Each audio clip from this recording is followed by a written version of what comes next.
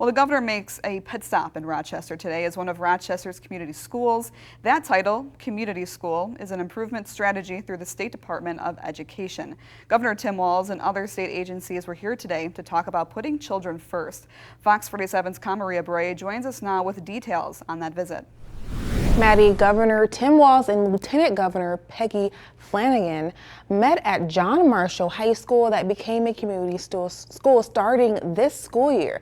They were here as a part of the Children's Cabinet initiative that began in the 90s. The initiative puts children at the forefront of every decision concerning their education and health.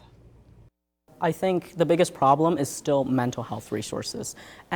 But also, I think what contributes to mental health resources is the focus on college and how expensive it is. JM Student Body President Lap Wen is one of the students who sat with the governor and made sure his concerns for the student body was heard. Students are stressing themselves trying to get perfect grades and perfect standardized tests so that they can get the scholarships that they need to attend college. So I think if we can address the issues of overpriced college tuition, then we can also talk about mental health as well. Walz sat and spoke with a classroom of students where he addressed issues such as the vaping crisis, school overcrowding, and how educational barriers impact behavior.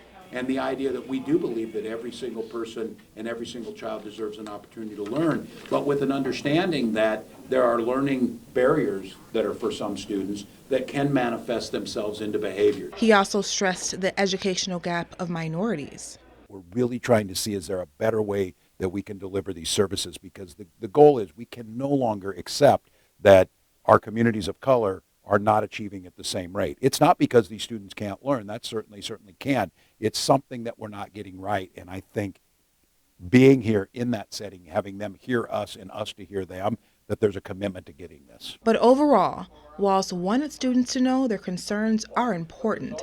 And I was told his meeting quickly inspired those who heard him. I think it's made a definite impact on our school community, and many of my peers have been talking about how they've felt represented for the first time.